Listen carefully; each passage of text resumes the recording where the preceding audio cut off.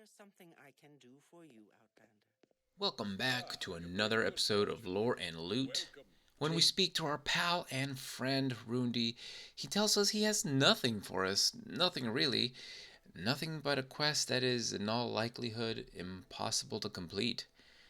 He wants us to look for a mine known as the Pudai Eggmine, a legendary mine allegedly located in the Sheogorad region, far to the north of Vardenfell.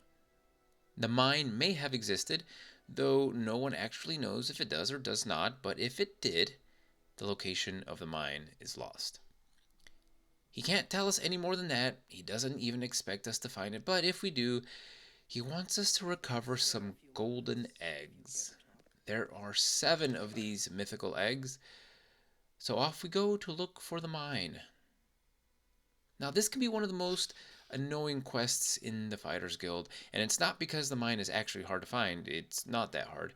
It's annoying because what you don't know at the time you take this quest is that the golden eggs weigh 30 units of weight each.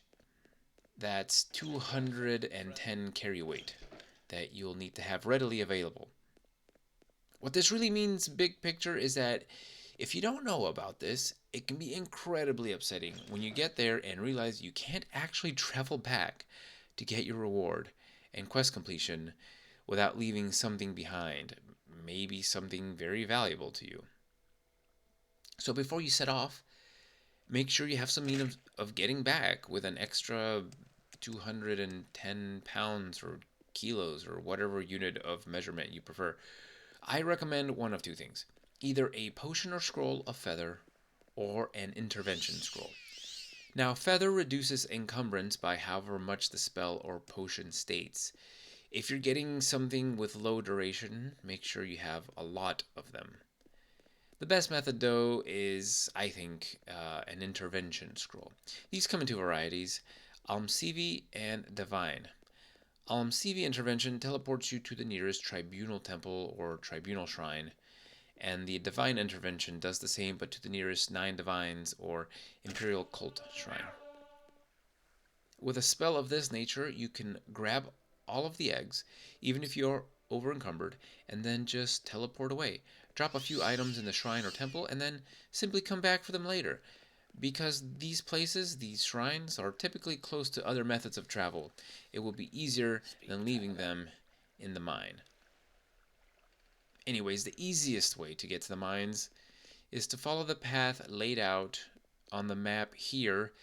Travel by ship to Dagon Fell, the small fishing village and only settlement on the island of Sheogorad, and exit the village on the west side. Follow the path south until you reach this intersection here, then turn west. You'll pass under this magnificent mushroom forest. The entrance to the mine faces south and is just past the mushrooms.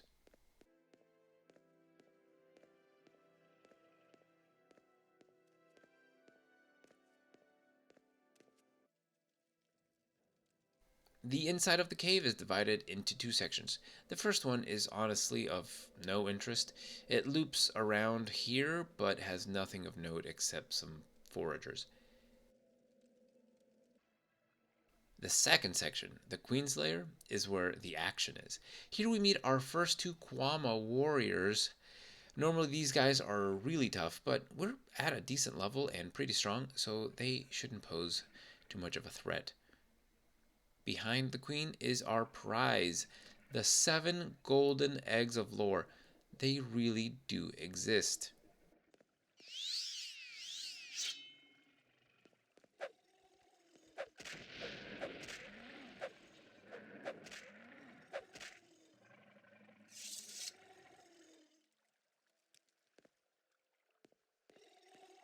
I've picked out a scroll of Almsivi intervention, which will lead me to Nisus, a town on the northwestern part of Vardenfell, and I'll travel by Siltstrider to Alderun, and then by Guild Guide back to Wolverine Hall.